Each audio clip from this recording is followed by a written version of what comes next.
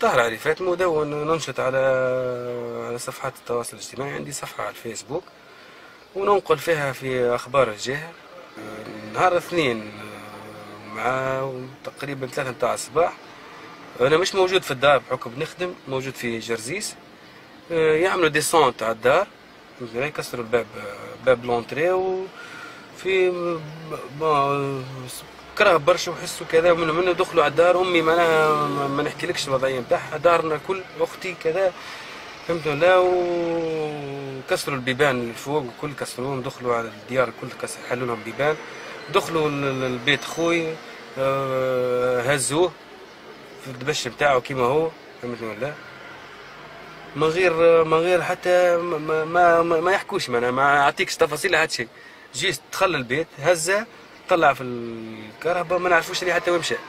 طلبني التليفون، هز التليفون نلقى نمرو خويا اللي توقف هذا، طلبني، هزيت عليه نلقى خويا يكلم فيا، الو وينك محمد صافا لاباس يا اخي وين؟ قال لي اسمع انت راهو مطلوب في منطقة حومة السوق في جربة.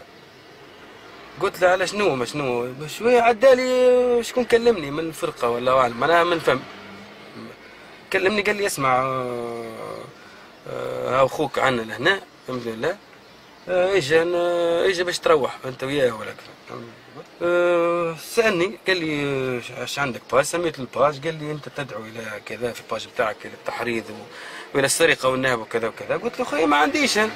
هاي الباج موجوده، اذا كان فيها ما يدعو الى هذا انا على ذمتك. قال خذا علي التفاصيل الكل، الباج شنية، شكون الادمينات اللي فيها. بون قال لي شكونهم، فهمني.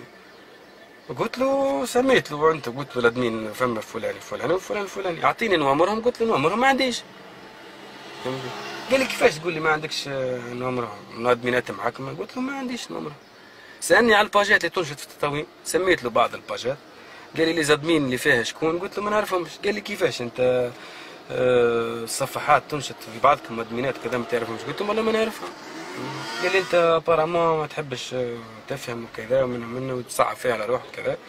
قلت له خويا اسمع، ما عنديش ما نصعب على روحي، هاوك الباج قدامك كان فيها حاجه جبد لي، هاوك التليفون عندك، فهمتني، واللي كتبه ربي تو يصير. قال لي اوكي مال امورك واضح. وزدت شويه قال لي راك باش تتوقف. قلت له ما حتى مشكل. ملي دخلنا الجيور ما خرجتش منها جمله وتفصيلا، كان اليوم نص نهار، يعني من نهار 3 تقريبا، ساعتين 3 متاع